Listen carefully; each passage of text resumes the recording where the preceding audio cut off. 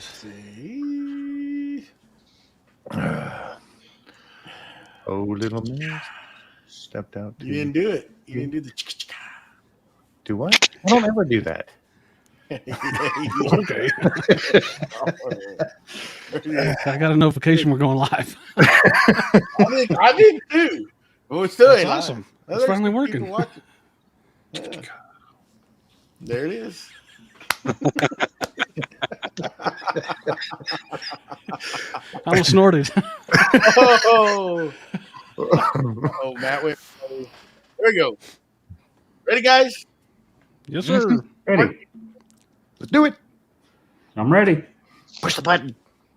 Welcome to Creative Makers Podcast with your host, Joey with Steel Blade Woodworks, Matt with Wacky Works Workshop, Jen with Jen's Turns, Jamie with JP Woodwork, and Jake with Northside Custom Crafts.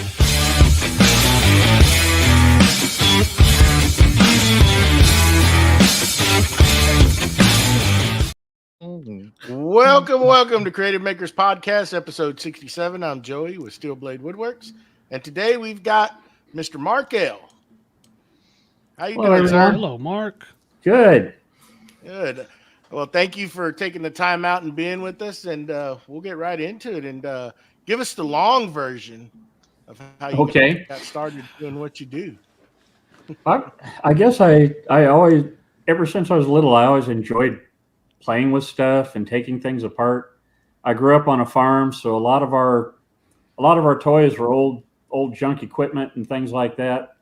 And bless my dad, he was the most patient person in the world. I had there was an old Studebaker engine behind the grain bin, and I don't know how many of his wrenches and sockets I took back there and tried taking the thing apart, and probably didn't get most of them back in place. But so all along, for my whole life, I always enjoyed making things and taking things apart and trying to fix things and the like. And worked with my granddad when he would come out to the farm in the afternoons and work.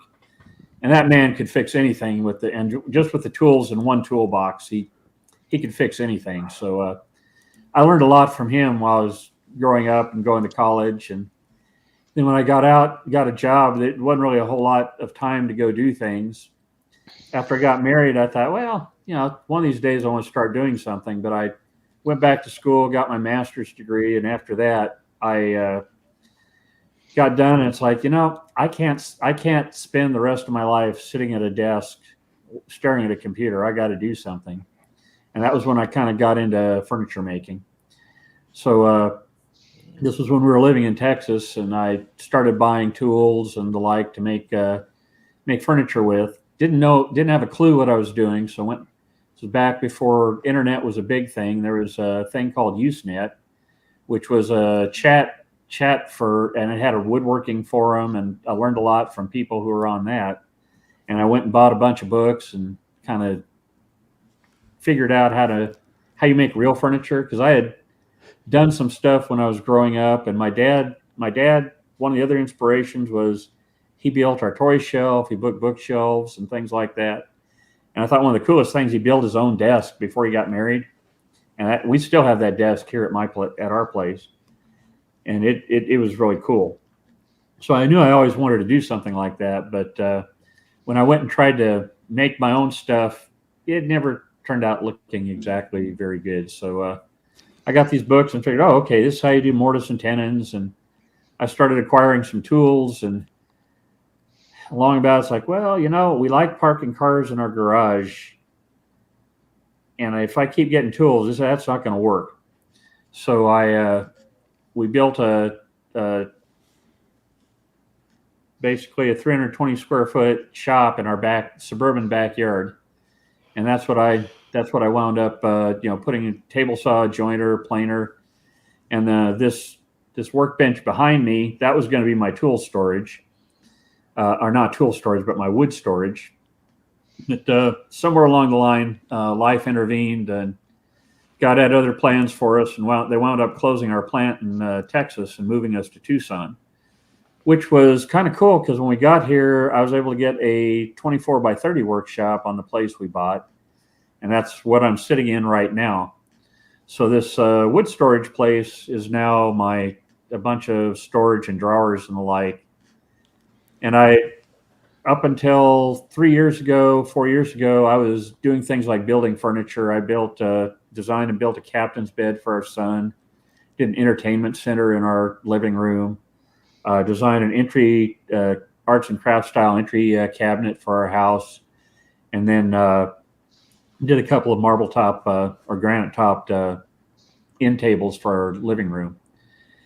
And after I retired, my thought was, I'll probably do furniture. And then I also, somewhere along the way, wound up having to do some metalworking stuff because we do have acreage, and I have a fairly long driveway I have to take care of, and we wanted to plant trees. So I got a post hole digger that fit on the back of my tractor to dig holes for trees, which was a disastrous investment, because where I live, we have stuff called caliche, and it's basically hard rock. 3 points don't have downward pressure, and so I really wound up bouncing this auger on the rock more than I got anything out of it. I should have invested in explosive certification, and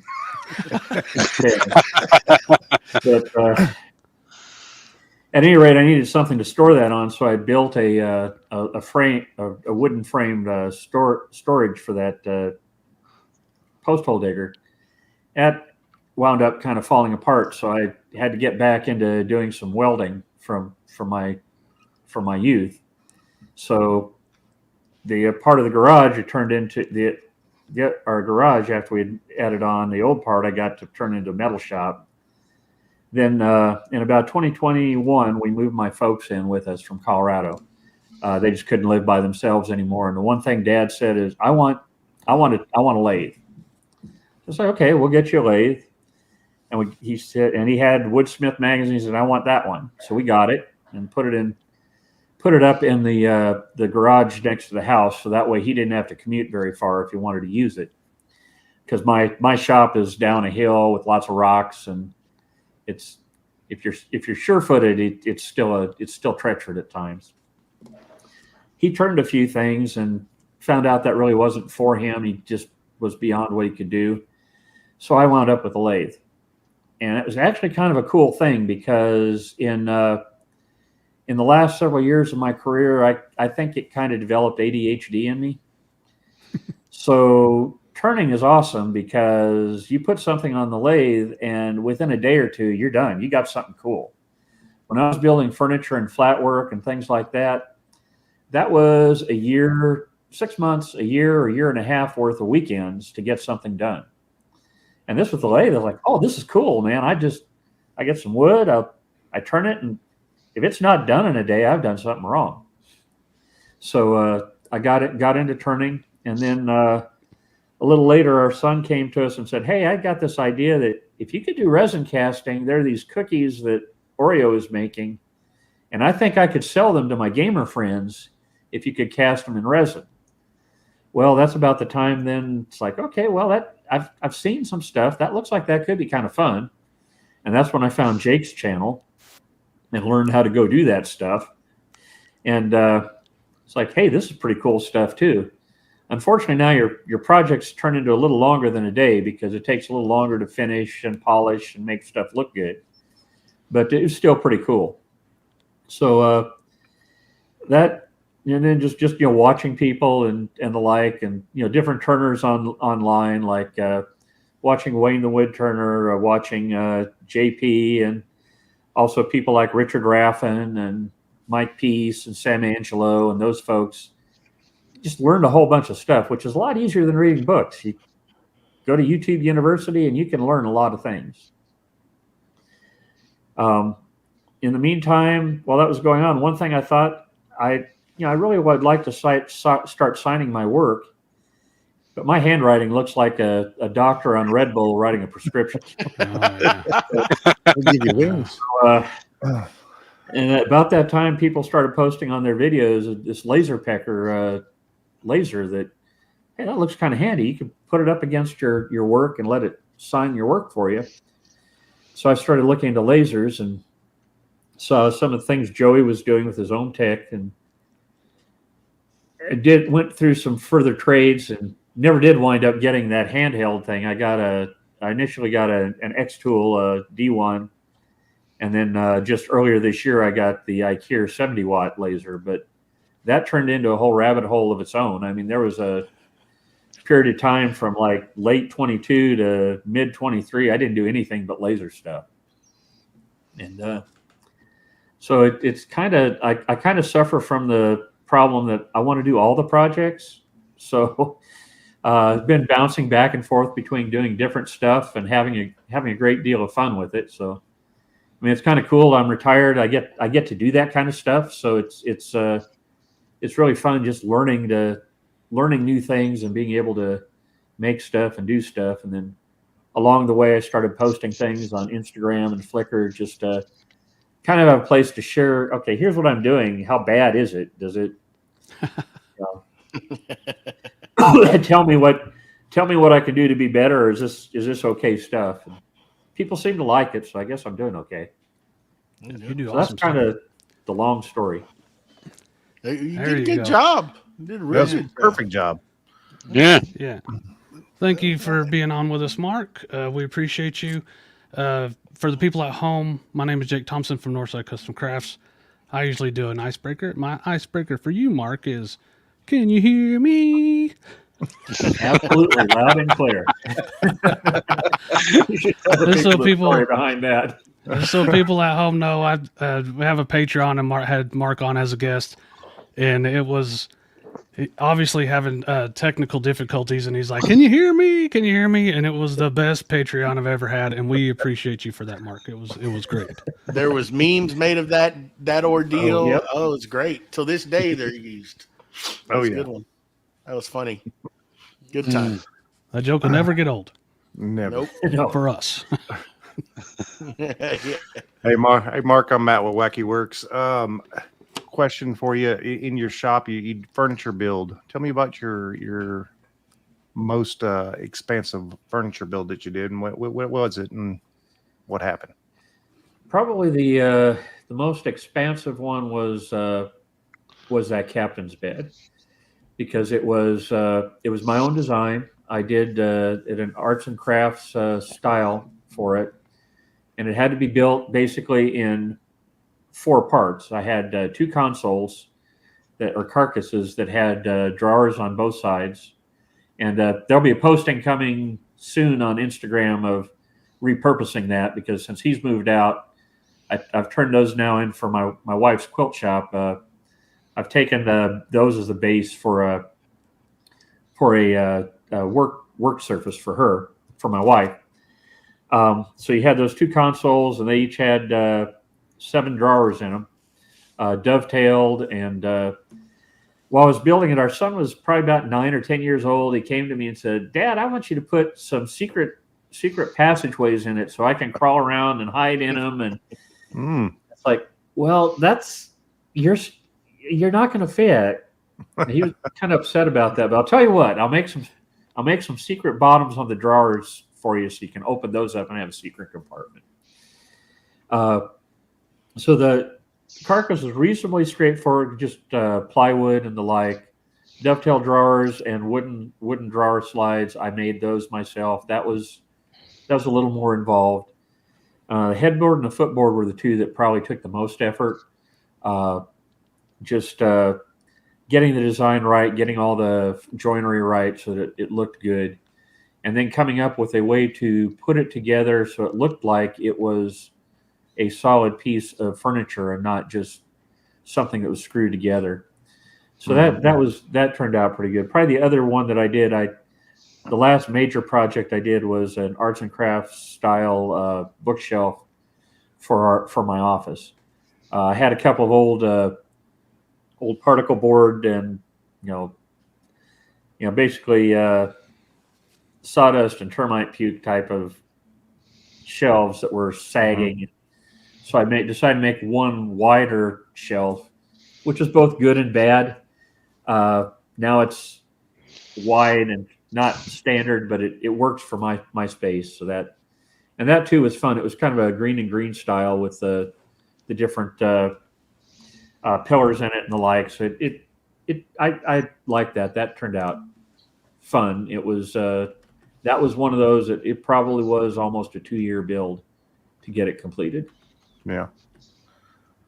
There you go. Welcome, Mark. I'm Jamie from JP Woodwork. So my question is, before heading to the lathe, you've been known to do some prototyping. Do you prototype for any other tools that you use? Yes, I do. As a matter of fact, I've done that for some metalworking stuff I did. One of the things I built was a 3-point hitch, a trailer hitch. It would go on my 3-point on the tractor so I could pull a trailer around with it. And I prototyped that with a 3D printer just to see, okay, is this going to work? Are these going to fit right? One of the reasons I got a 3D printer, I said I built the entertainment center for my house. I used Woodsmith plans for that, and I turned out nice, but when I got it in the house, it just overwhelmed the space. It was huge. My wife likes it. It's not going anywhere, but it was big. And I said, in the future, I don't want to do that. I tried using Blender as a, kind of do software prototyping. And that turned out to be a lot more work than it was worth. So what I've done is I got the 3D printer, and then I built a scale model of my room, and now I can put all the furniture in it and everything in it and say, oh, okay, well, this works, or man, this is too big. I need to make it smaller. So I've done a number of different kind of prototyping things like that. And even when I'm doing 3D printing projects, I'll do smaller prototypes before I go spend a lot of filament for what I'm ultimately going to make. Smart. We can't let that go, though. Jamie, say prototype again. Prototype. Amazing. Prototype. Aluminium. It's like 3 different words. Prototype. Prototype. Well, that's kind of a good segue to my next question, Mark. You have gotten into 3D printing, and I know you've had your original 3D printer or somewhat of one, and you've recently gone to bamboo.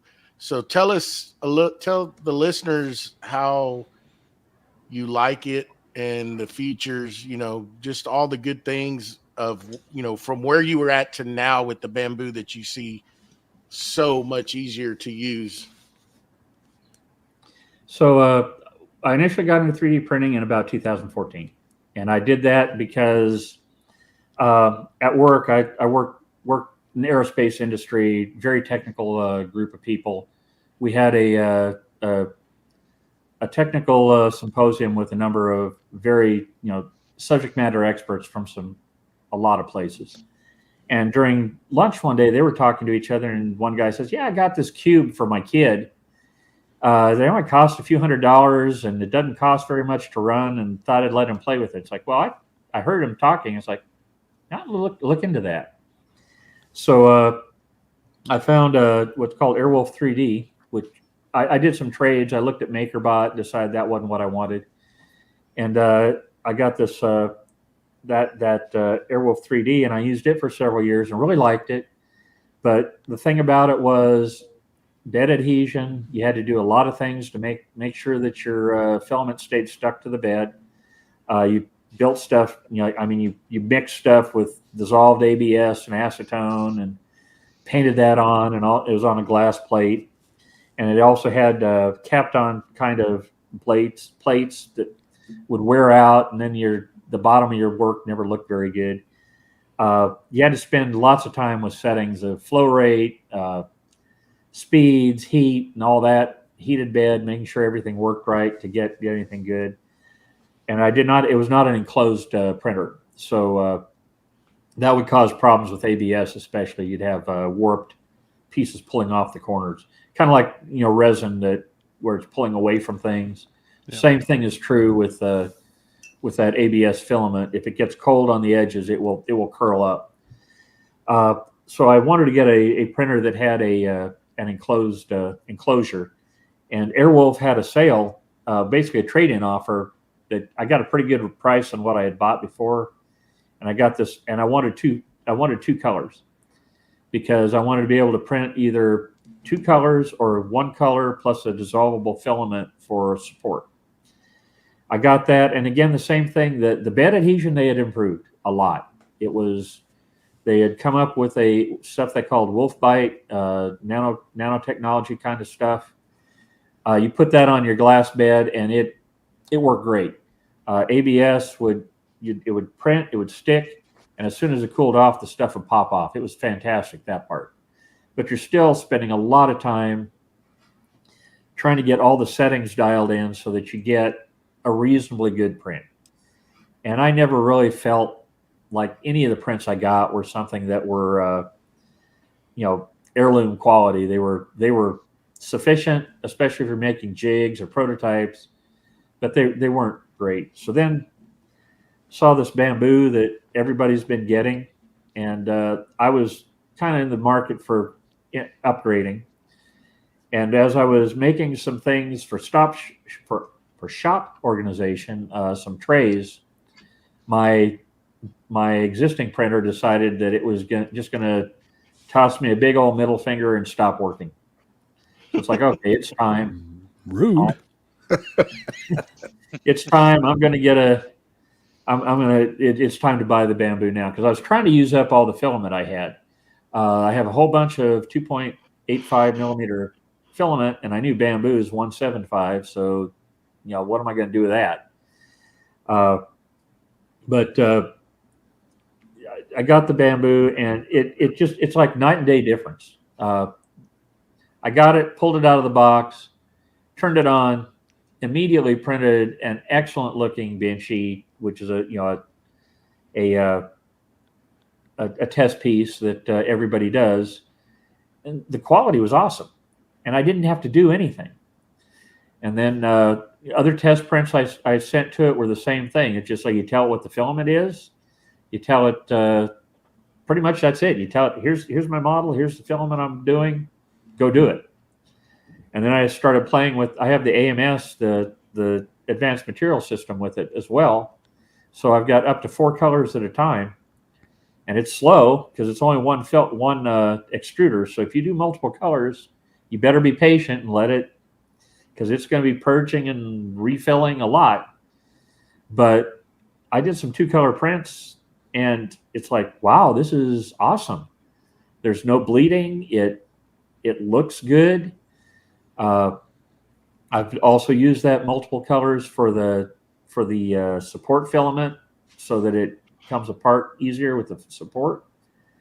I can't say anything bad about it. It just really, it's kind of like the old Apple commercial. It just works. I mean, it truly is.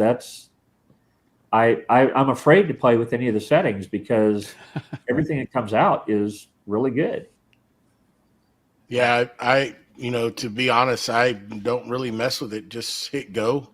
Once you set tell it the filament, and then every once in a while mess with it, but it prints so good right out of the box. It's just opened the 3D printing world up to a lot of people that were hesitant, going from manual leveling beds where, these guys have seen me countless, just sitting there manually leveling all those beds on those 3D printers when I was bulk printing, some of the stuff that I sell. Now it's just, I don't even look at them, to be honest. It's so cool because you can just put it here, hit go, and I don't even turn around and look at them. They just prints, and it's so good, and then the app to watch them, That's awesome. I've been 45 to an hour away from here, and I just check in on them and they're printing. And then once they're done, they shut off, and it's just, it's amazing. I still can't believe that they sell these printers as cheap as they sell them. To me, they could ask a lot more, It is that you get. Absolutely. Yeah. So we have a question from the chat from Keith Lackner. Question. How do you use resin in your turnings, Mr. Mark?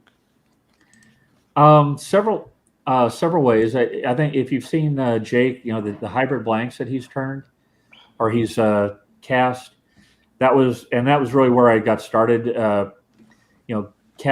Casting in either all resin with multiple mica powders, different colors. The effects you can get from the swirling and the like is just you can make some really fun stuff. I've done kit pins. I've done handles, bottle stopper handles, and then I've also done a few things like I just finished a crochet hook for my wife's niece, or my niece too, but her brother's daughter, and it just the effects you get out of it. It gives it a different dimension. But like I say, it does the finishing, especially. I'd say the easiest thing to finish is just a wood turning. The next easiest is all resin. You'll spend a lot more time with it, but you don't have to do a CA coat or an overcoat on it. And then you get it all shined and buffed up. The hardest, most time consuming is the hybrid blanks, because those you've got the wood and the resin that you've got to do the finish on, get it finished nicely, and then put a second coat on it, and then knock that back and refinish and polish it. But when you look at it, the burls and things in those hybrid turnings, it really does look cool. Can you tell us, in your perspective, like you've turned all wood stuff before, and then the first time, like what the learning curve is on actually turning the resin and wood ones? I think and some of it may have actually been improving my technique for wood turning as well. Richard Raffin once made the statement, if you want to push a tool into wood, take up wood carving rather than letting the wood come to the tool. And I probably, when I started doing resin turning, I probably hadn't progressed to that yet, where I was really pushing the tool in a little farther, because that was the first thing I learned, was that resin will chip out really badly if you're not careful. Mm-hmm. I like using gouges and the like, and skews on wood.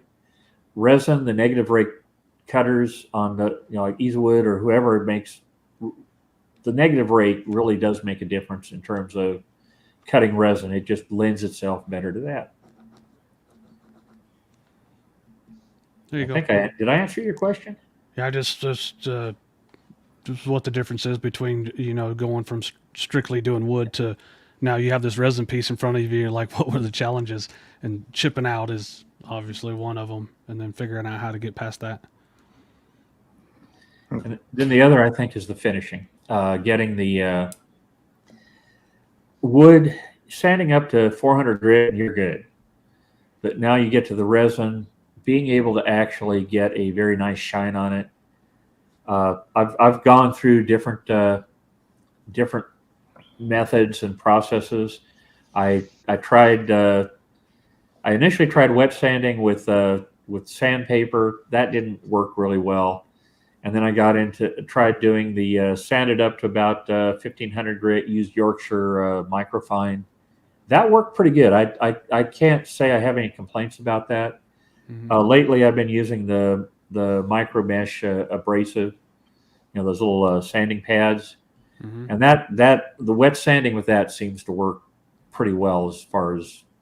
And then after you do that, then you can use magic juice. I think is probably, bamboo printers are the top of the pyramid for printing. I'd say magic juice is the top of the pyramid for finishing products. Oh yeah, like without a doubt. Most definitely. So you talked about your.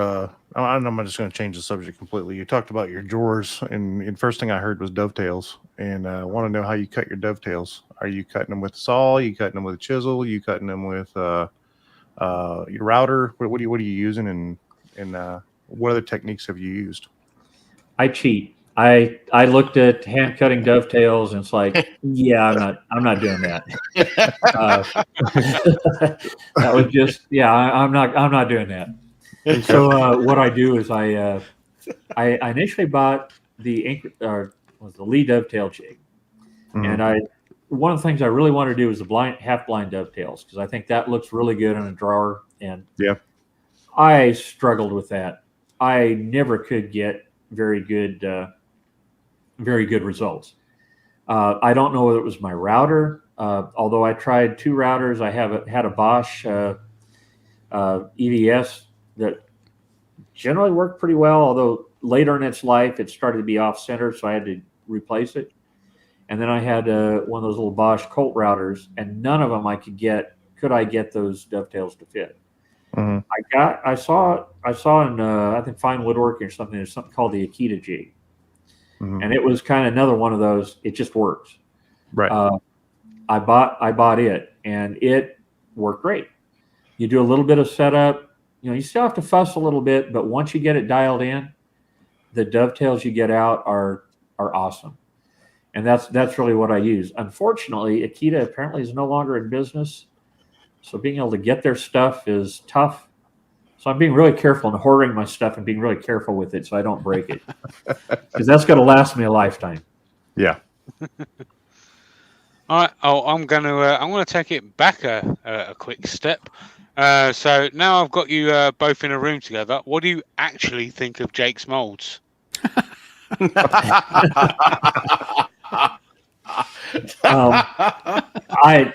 I really like them. I think I've said this on his chats, and I'm not being not being condescending or anything. I'm just saying it. They really are they're well made, they're well thought out, and they're massive. And I think that's really important. I've got some other stuff that's thinner.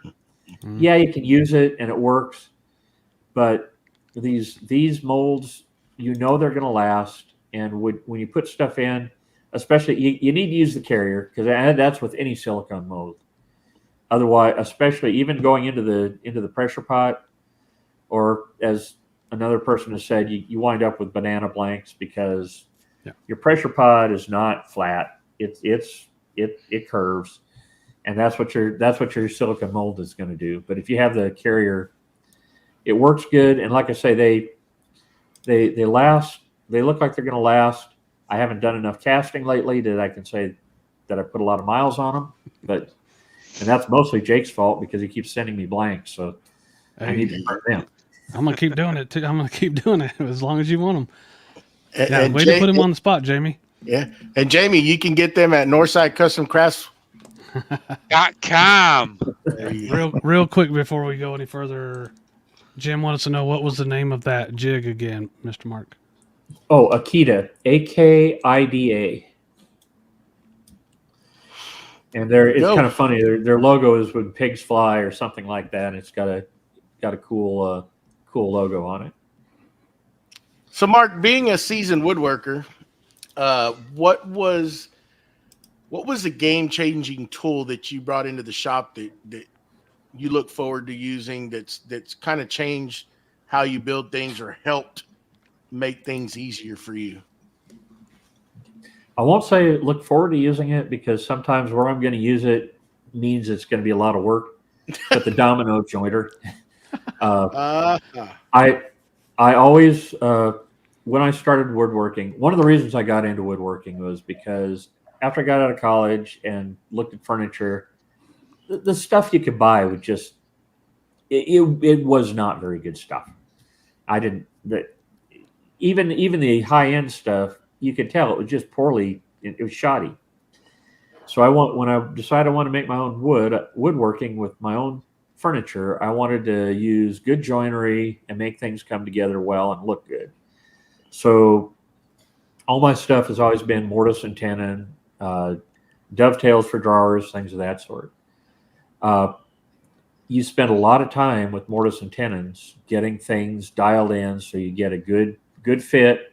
You don't want it too loose, you don't want it too tight, and you just spend a lot of time getting that all to work. Domino, I don't think, is cheating, because it's a floating tenon, and that is a time-tested and time-honored approach for mortise and tenon joinery. The domino just lets you precisely place where those holes and where that floating tenon is going to go. It's an amazing tool. That was one that once you get it, you're like, why did I procrastinate and wait so long to get it? It just, I tried to you I tried a know, biscuit joiner before, and I wasn't satisfied with it. no, because you still have play in it. Stuff will still move, and even with, the domino, you can set it to where you have some play if it's stuff that's real tight, Right. but you can put it on the setting where it's dead on, and I mean it is a perfect joint, and it allows you to get some intricate joints in that more than likely you would probably try to avoid or hesitate if you're not good at it. This allows you. This kind of like comparing it to the bamboo. It's a tool that'll allow you to do things that maybe some people would not attempt. I know some stuff that I didn't like to attempt. It allows me to do it now more freely, and I think it's well worth what you pay for it. It's a good tool, and you hear people, they're going to badmouth it, but until you get to use it and really see what it can help you do, it's one of those that really, I think, changes your whole game, having one of them in your shop. Yes. If you have the budget for it, it's great. Yeah, absolutely. And when I said there's sometimes I don't look forward to using it because I know it's going to be hard to use it. This project right over here is going to have shelves in it. The top's going to be easy, right? Because you reference off the top edges, not a problem. The shelves inside, now I've got to get all three of the reference lines right, then get that shelf in there and do the domino on all three of those so that they all come together right.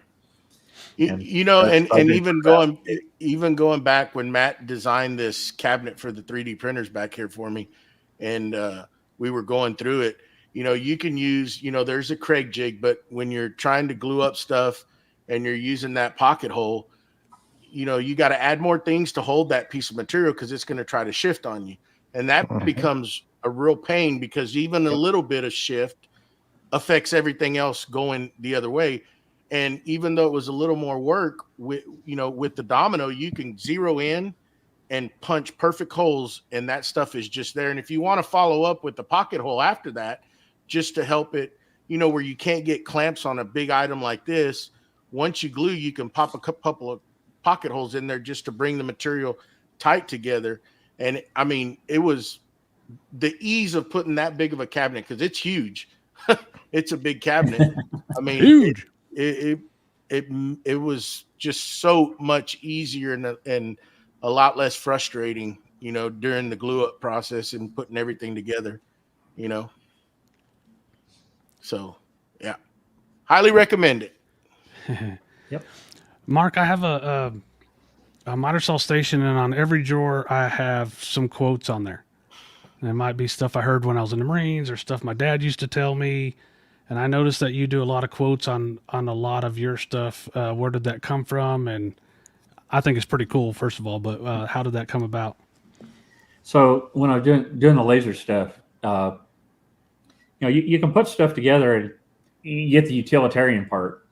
And it's like, well, but the laser, you can embellish it with a lot of things. And it's like, I can put pictures and stuff on, but it'd be kind of fun just to put a little snide quote or something on there that just people can look at it and laugh a little bit. And so that's kind of where that came from. And I mean, certainly none of it is anything original to me, or not much of it, but most of it is, you find stuff you like and it's like, yeah, I'd like to put this on there and have some fun with it. Well, we like it. We got a question from the chat again. Mr. Mike Doyle says, what project did you enjoy the most while making? Gosh, there are a lot of them. I can't really say there's one that I enjoyed the most. I'm trying to think if there's any one I just enjoyed the least. I think probably the least favorite is, like I said, I kind of got ADHD when I was toward the year into my career, and I don't like making the same thing over and over again. And so my end tables in the living room, I made 2 of them. And so everything you did, you had to do twice. I didn't enjoy that very much. But I'm trying to think that most of the projects I put together, there's always something that it's like, yeah, this is fun. I like this. And there's nothing I'd say is, I mean, some of them I might say I enjoy the most. The bookshelf, for example, I really like having that. I did a file cabinet for my office. I really like having it the way it was. And then also I did a filament storage cabinet for my office. And it's always a joy to be able to use that stuff. Yeah. Well, Mark, I mean, I'm not, call you old or anything, but you've been around for a minute, and you've talked about some of the software that you've used and some of the equipment that you've used from the past. Tell me about some of the software that you've used and how it's progressed, and what software that you like using now for the laser, the CNC, the 3D printer, anything it is that you use. What software do you use now, and is there anything that you would change in the software that you have? So start out with 3D printer. I initially started using the software that came with the 3D printer, and a guy at work was into that too, and he said, "Oh, you should try this with Simply 3D." And I went and got that, and I tried that, and it's like, yeah, I like that. And with my other printer, that worked really well. Bamboo, I can't see any reason not to use Bamboo Studio at this point. It's got, it supports the printer fully. The monitoring features and the health monitoring system and everything else, I'm happy with that. I'm not looking for anything different on that. The laser light burn. For $60, that is a bargain. Yeah. The power that software has in it is just phenomenal. Works really well. I know that like Xtool comes with their own XCS, but having to learn another, Lightburn just seems like a really good choice. I don't have a CNC. That's a someday thing, and it's not the big thing. There is, it's not the expense. It's the shop footprint. Yeah. Where am I going to put it, and where am I going to make it fit? Because I want a 4x4. I want to be able to do furniture-sized projects on it, and that's what I need to do that. So I've got some ideas, but that's kind of down the road.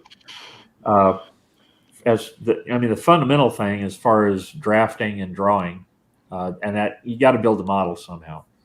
I started out using something called TurboCAD. That was running under Windows. Mm-hmm. So I'm an electrical engineer by training and education. I got into systems engineering as my career progressed. So I had mechanical engineers working with me and for me, but I wasn't a drafter or a designer. So I never had very much experience with the CAD programs. So TurboCAD was a good place to get started. Then when Windows Vista came out, I decided to jump off the Windows bandwagon and got a Linux box for my office. So I had to find a CAD tool. I found something called VeriCAD, and it served me very well. Almost 16 years I've used it. But unfortunately, they got to where they were requiring, for this to run right, you got to be sitting at the desk, at the computer that's running this software. You can't remote into it, or it messes all sorts of things up. So earlier this year, I actually transitioned over to Rhino 3D. I looked at some of the other programs out there. I actually tried one of the others, but the one thing that was basically a deal killer for me was a subscription model. Mm-hmm. Rhino 3D, you buy it, you get that version, it's yours forever. You can read, write, do whatever you want. And if you want to upgrade, it's going to cost you when their next version comes out. But that's right. Okay. I'm good with that. That's how they stay in business. So I've been coming up to speed on Rhino. I would say I'm competent with it. I won't say I'm proficient with it, but I can now draw things and and I'm sure the same thing is true of the other programs as well, that they have a very nice ecosystem out there of videos and training videos and things like that that you can follow. Follow those, you can get up to speed. I've found now that after it's probably been about 5 months that I've been using it, that, oh, I need to do this. There was a video that did that, so I can go back and look at those now. It's like, oh, okay, this makes a lot of sense now, and here's how I can apply it. Yeah. So that's kind of that software. For that's all the, I guess that's really all the computer controlled stuff that I can think of right now. That's a lot. Yeah. Yeah. I'm gonna have to check out that Rhino. Is it? Have you ever used Fusion 360? Is that something that was one I looked at? And how does that compare? I don't want to take Jamie's spot here, but I'm just curious how that I looked at to Rhino. I looked at Fusion 360. Like I said, the deal killer there was it's a subscription model. I think capability wise, I think they're very, very similar, and they have what you can do in one, you can do in the other.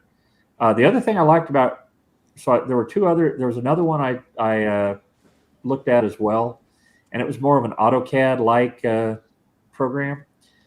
And there was another one I almost looked at. They both came with 30-day and 10-day trials. Rhino comes with a 90-day full functional trial. Oh, really? And wow. I'm telling you, if you are thinking about trying to transition into a new CAD program, 10 days and 30 days isn't enough. 90 days gives you enough time to say, yeah, this stuff will work for me.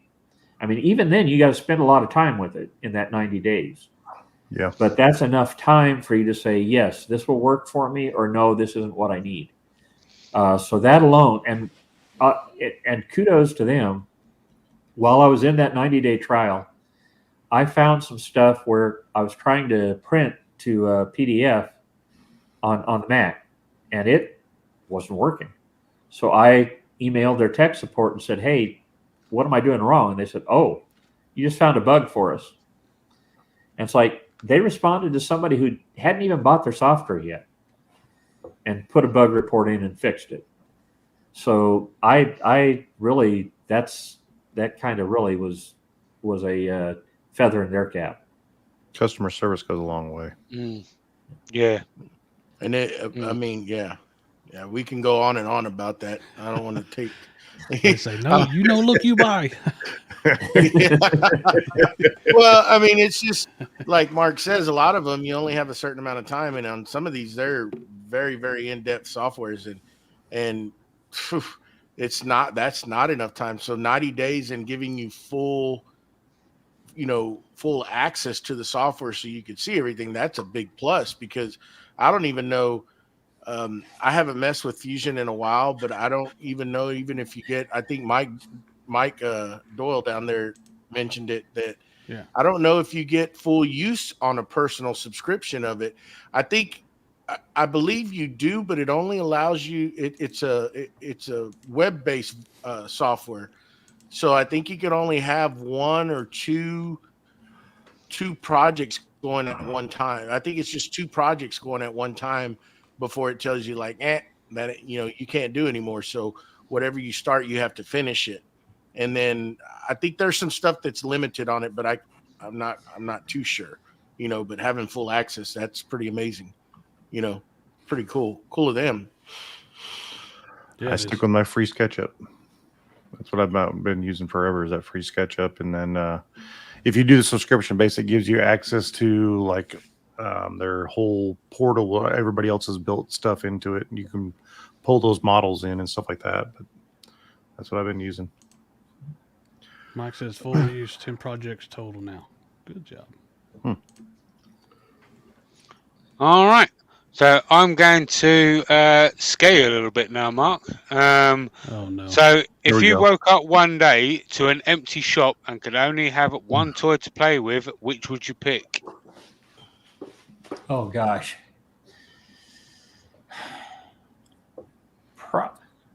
And what's your address? Probably.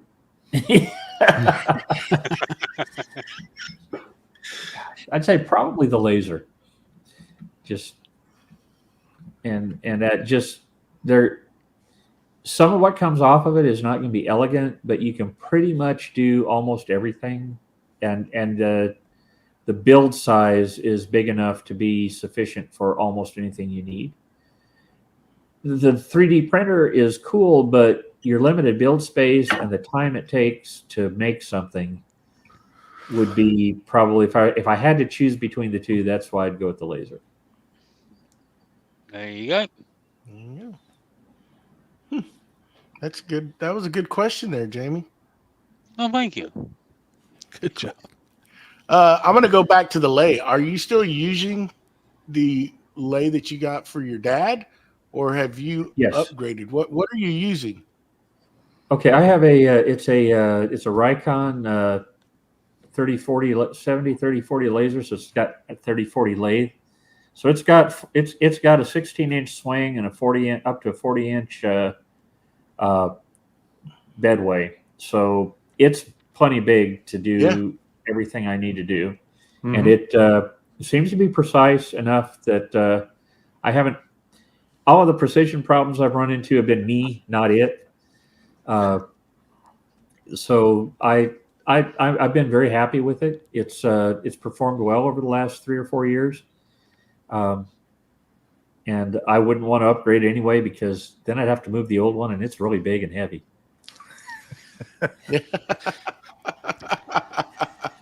I got you. You made some real nice things off. Tell you that. We have time for one last round. It don't have to be a speed round, but it's probably be the last round of questioning here. And I want to know, like, obviously you're retired and you can do whatever you want to do. So whenever you get up and you want to make something, how do you decide what you want to make? Is it something you have to make, or just something you're itching to make, or how do you come up with your next project? Yes. Sometimes it is. I do what I want. Sometimes it is something that I have to make. You know, my wife has asked me to do something, or earlier this year, there have been a couple things I've done for my church that I wanted to do and needed to get them done. So that direct. Otherwise, it's generally just what do I want? I've got a list of things, and it's like, okay, today I'm going to work on this. One thing that I have found in terms of time management, and kind of was poking at you with the blanks, I got in. You know, I was doing a lot of stuff with laser, a lot of stuff with flat work, and it'd been like a month or two since I'd been in the shop. You know, those blanks keep coming. So I've really started to put the ideas like, okay, 2 days a week I got to set aside for turning. Just because, I mean, I like doing it. It's not like a burden, but I just need to set the time aside to go do that. And then other times, like I say, I should be working on that project right back there, but I got, I had an outdoor thermometer for my shop, and it died on me. So I got, and credit to the people who made it. I only had it for a few months, and they issued a full refund. But I got another one, and this time I decided I'm going to make a little what they call a Stevenson shield. It's basically an enclosure for it, and I'm going to mount that in a tree. So the squirrel I've been chasing the last several days has been building a little enclosure in 3D printer and that made me go learn how to make threads and things like that. Again, in Rhino, there's a parametric scripting language that comes with it called Grasshopper. Somebody wrote a script for threads in Grasshopper, and I'm learning to use that and make that. So my enclosure is going to hold the thing up, and it's going to have a screw-on cover that'll screw on, so that I can take it off and put batteries in the outdoor thermometer when I need to. Nice. Very nice. There you go. All right, so I'm going to do something different. What Jamie said. Out of everything that you got right now, you had one tool, no money, no object, no space, no nothing. What tool would you want to have at this point in time? There's no limitations. I want to add a CNC. Do you have a CNC in mind, or are you just? I'm kind of leaning toward the Onefinity. Mm-hmm. I pretty think nice. It's pretty nice. I ain't gonna lie. Is yours together yet, Matt? What? What'd you say? The questions are directed at the guest.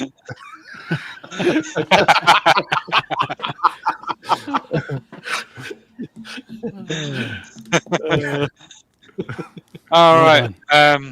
So I've actually got our resident mathematician to confirm this. What is 3.14159.265? Oh, pi. Jesus. How's a softball? Super softball. If I'd have got that wrong, that'd have taken away my engineering degree. Mm-hmm. We just made fun of you a little bit because I knew that one.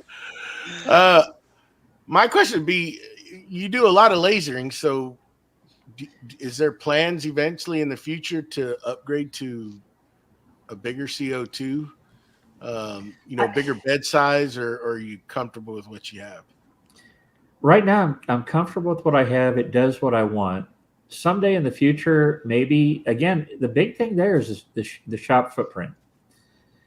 I like the CO2 laser from the standpoint of you can do acrylic with it, and being able to cut acrylic, that you can do some on the diode, but not as much as what you can with the CO2. And the larger bed size and workspace would be nice, but just fitting it in the shop with everything else is probably the limiting factor. All right. Definitely CNC comes first. CNC first, huh? Well, the route you're going, you'll probably have it together faster than Matt does, but not saying anything. Anyhow, thank you, Mark, for hanging out with us tonight. It's been a pleasure. Always good conversation with you. And here's a time where if you have anything coming up, let our audience know, listeners out there, what you got coming up. First off, I appreciate being asked. I thoroughly enjoyed this. Main things, I just will continue to post to Instagram and Flickr as my projects come out, and you guys do all the YouTube stuff and that, and I'm in awe of you guys being able to do all that editing and stuff. I just documenting the pictures I take takes time and the like, so I'm really impressed with what you guys do. Thank you. Well, thank you. It's rough sometimes. There you go, Matt. Well, the job is taking up all the time in the world, but we're trying to get stuff out the door, and got a couple charity stuff that I'm getting out this week, and then back into some casting that I'm doing some right now, and so we'll be doing some videos on casting and turning. So nice. Jamie Pye. I've been out in the shop this week, and I've finished a U platter. I'm going to continue getting out in the shop this week, and end of this week and next week to do some more turning. And of course, we've got Saturday morning cartoons, a special one this Saturday. There you go. Like Jamie said, Saturday I'm going to be at SWAT. I'm leaving in the morning, so if you're a crook and you think you're going to come rob me, I have cameras everywhere around here. So stop it. And we'll be there. We're going to have a good time. I'm taking off in the morning, and I can't wait to do cartoons from SWAT. And we're going to have a special guest with us, too. By God. Finally got back in the shop this week for one day. At least I got one day in there. Did some work on the new office desk that I'm building. Other than that, did a little cleanup. Not a whole lot. Still, like Matt, the job is taking up a lot of my time. But next week we have Lauren with Wildwood Creative going to be on the show. Please remember to go check out iTunes, and please leave us a review. And we would want 10 stars. We need 10. And again, Mark, thank you. Thank everybody out in the chat for hanging out with us tonight. We really enjoyed doing this, talking to makers out in the maker world. And until next week, anything else? I'd like to thank our Patreons, Mustache Matt, Mama T. Appreciate it. Appreciate Thank the you very support. much. If you want to go check that out, patreon.com/Creative Makers Podcast. And on that note, thank you, everybody. See y'all next week. Same time, same place, same beautiful faces. And we are gone. Bye-bye.